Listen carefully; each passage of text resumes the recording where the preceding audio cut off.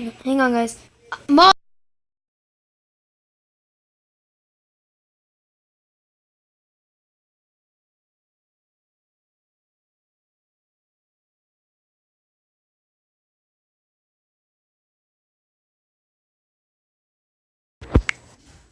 Okay, anyway. Hey guys, it's Ben here. And today I'm reacting to some 3 true stories, lockdown school stories. This is a live reaction, so let me search it up. 3 creepy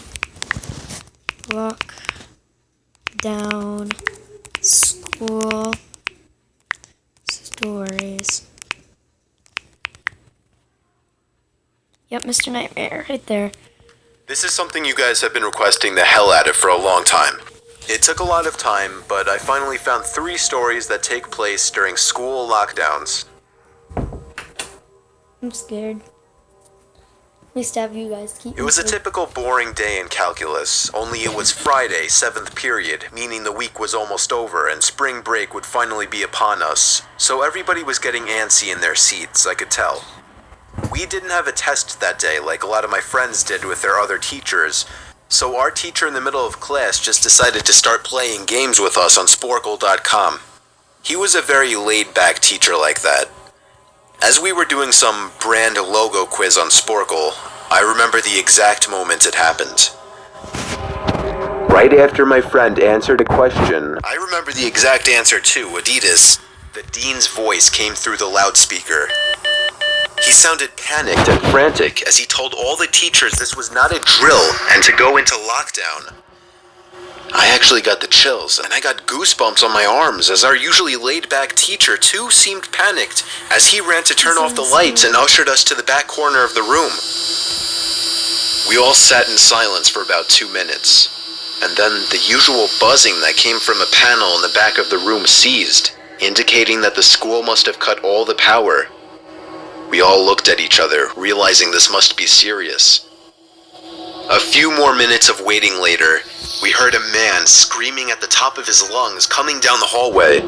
2 girls in the class actually started crying, which made all of us even more scared.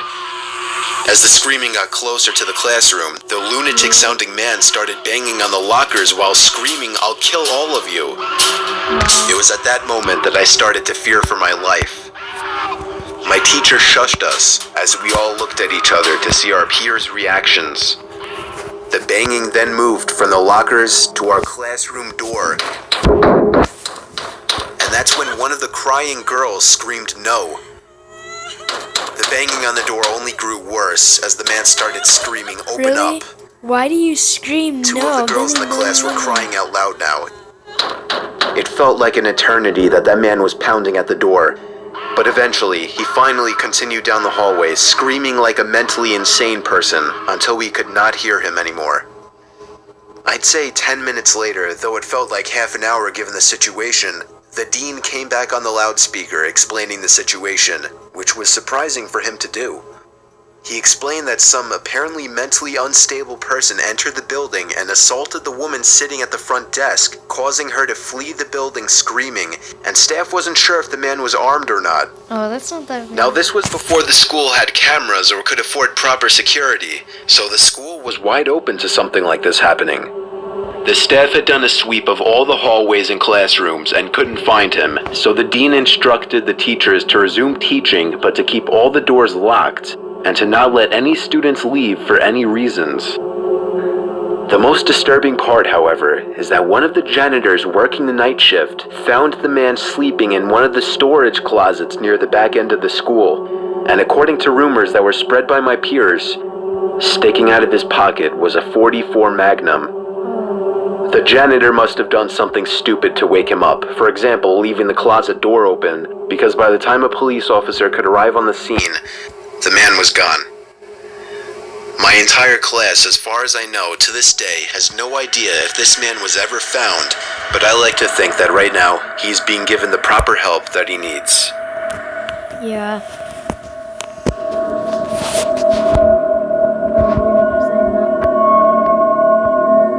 My school has 2 lunch periods. First lunch period is for all 6th graders and some 7th graders. The second lunch period is for the other half of the 7th graders and all 8th graders. The lockdown happened in the beginning of October. The day the lockdown occurred, it was overcast and rainy. During the first lunch period, I heard 4 loud booms. I personally thought it was thunder, but the entire lunch crowd started screaming. I was thinking those kids were just serious pussies, but the campus security came in and started yelling at people to go into the multi-purpose room, and the kids who were in line buying lunch had to throw out their lunch and come inside. Me and some friends went inside the room along with a huge group of other kids. Everyone was curious as to what was happening. Our multi-purpose room is huge, and the back wall of the room is made of see-through glass. When me and my friends were rushed inside the campus, security was covering the glass with the curtains, and there were adults at every exit. My friend Eric was curious, as well as the rest of us, so he asked one of the adults what was going on. When he came back, he said, "You know how right in front of TMS there's those houses?" I replied, "Yeah." "There's this mentally disabled, crazy man that barricaded himself in front of his house, and he's threatening to commit suicide and kill the cops if he's evicted. He was walking around outside of school watching kids in a weird way," Eric told us. It turned out the man was also a registered sex offender, making matters worse. We were stuck in the multi-purpose room for a whole hour, taking up 2 periods. After the whole thing was settled, we were escorted to our classrooms one by one. I later found out that the man lives next to my friend Brandy, who told me about the previous Halloween when she saw the same man at his window cutting his arm and writing in his own blood, "Don't come here or I'll kill you," on his window. Of course, being Halloween, people, including Brandy, assumed it was just for the holiday. But after this horrific incident, we knew this man was mental, and we're glad he never got near us.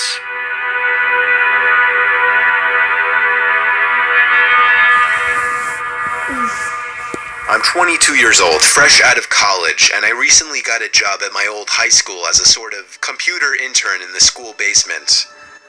The basement of the school is very messy and disorganized, but there is a small 3-person office that's actually very nice down there. It has 3 nice big desks, 2 mini fridges, a flat screen TV mounted on the wall, and oh so satisfying air conditioning, a luxury the students and teachers cannot enjoy in the school. And of course all the school servers and other computery stuff. I got the job because 3 of my old computer teachers flat out adored me. I could actually consider them as real friends, not just teacher figures, so they all helped tremendously in landing me this job. It's been great, until something that happened a few weeks ago. My 2 co-workers that shared the office with me, Dave and Gary, weren't in the office at the time. They were upstairs working on papers or whatever. I was eating my sandwich during my lunch break when I got a phone call from one of the women in the front office telling me the school was on lockdown and that somebody, possibly armed, had entered the school. There wasn't much that I could do other than turn off the lights because, surprisingly, as nice as this little office was, it didn't have an actual door to it, just a big opening, and the door to the whole basement didn't even have a working lock.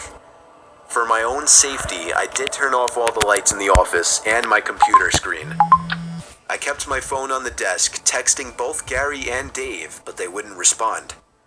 I sat down there in the dark, playing games on my phone for like 20 minutes, waiting for the call from up front to tell me to resume working. I had no idea what was happening. I couldn't hear what was going on upstairs from down here. But I was not allowed to make any calls until I was informed that the lockdown was over. Then, the noisy basement door opened. As the creaking echoed across the basement and into my office, I sat up from my seat, wondering if I should call out Gary or Dave. I was eager to get some info from them. Someone then came running down the stairs, and their footsteps were approaching my office. I pushed away my chair and crawled under my desk. Somebody entered the office, but did not turn on the lights. There was just silence. That's actually creepy. I can't even describe the fear I was experiencing. I felt like if I made one sudden noise, I'd be a dead man. Suddenly, my phone dinged as I got a text message. I felt my entire world shrivel up and die at that one moment as I clenched my teeth in fear. Footsteps suddenly moved closer to me until I finally dove out from under the desk in capitulation, begging whoever it was not to kill me. And just then, someone grabbed my arm and pulled me up. It was some guy in a red plaid button-up, jeans, and a reddish-black cap. He told me, "It's okay, I'm just down here hiding with you." "What's going on up there?" I whispered to him. He kind of ignored my question and asked me if there's an exit down here. I told him, "Yeah, around that way."